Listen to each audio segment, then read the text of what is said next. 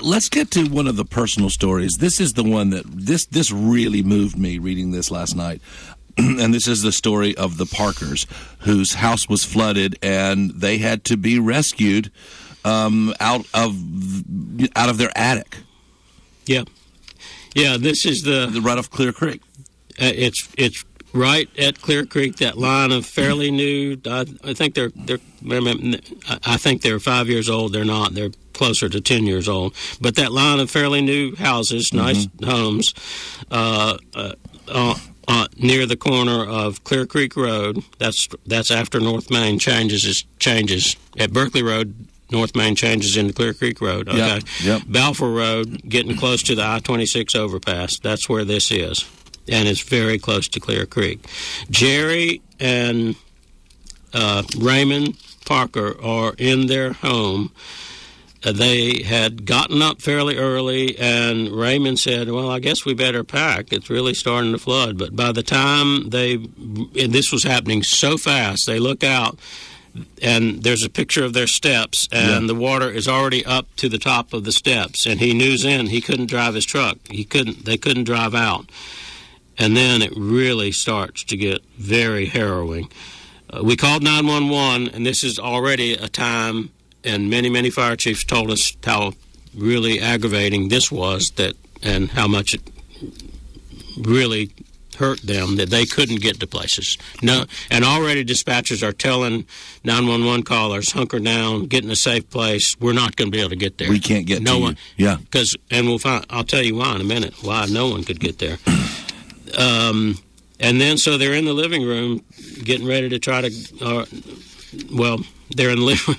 All of a sudden, the flood water, it blew this window out. It looked like a waterfall. And this is the power of water. This is not wind. This is what flooding caused throughout the county. This caused many, many really badly damaged property, obviously, but also flooded and killed people, drowned them. And it could have happened to the Parkers. We went back to the bedroom and climbed on top of the bed, and it lifted off the floor, said Jerry. She's 67. Everything, even the refrigerator was floating. The refrigerator's floating. It knocks a hole in the ceiling. Time was running out. I put her on the kitchen counter, and I got up there with her, Raymond told us. I thought if I had a knife, I'd cut a hole in the ceiling. The water's rising. It's rising. It's rising. And then he spotted Jerry's kitchen knives on a magnet on the wall. So I reached in the water. This is how high, and that's going to be how high. If you store your knives on the wall, they're going to be 5 feet high, right? At least or higher.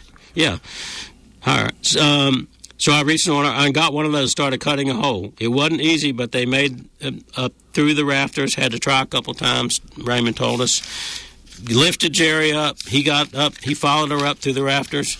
They get to a dormer. He kicks out part of the dormer. There's a picture here that shows it. Yeah. I started waving my arm, and I had thought maybe that they were able to kick their way out. They couldn't. He could only kick out enough of a space to wave. To wave, yeah. And he did that. I started waving my arm, and that's when guys over across the street seen my arm. I heard him say, "Okay, we see you. We'll get somebody over there." And they are standing at the rear entrance of Carolina Village. Right. They're on high ground, barely. So we waited and waited. A neighbor from Country Acres came over here in a canoe with another fellow who was paddling a kayak. One of them had to go back and get a saw to cut us out of there. Yeah. So they cut him out of there. They take Jerry first in the canoe. They come back and get Raymond, and they take him to Carolina Village. Carolina Village has a spare apartment. They give him. Carolina Village really helps them. And amazing, there's a picture of them. They're back in the house at 627 Clear Creek Road. They had flood insurance. And they are back. They had flood insurance. They had flood insurance. That story was really moving to me because I knew there were stories like that. I just hadn't heard them.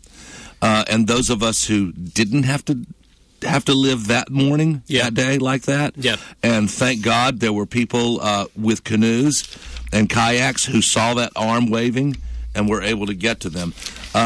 We were talking about the fact, and the pictures you have here in this that show them on the ground outside. The porch, Mark, is up.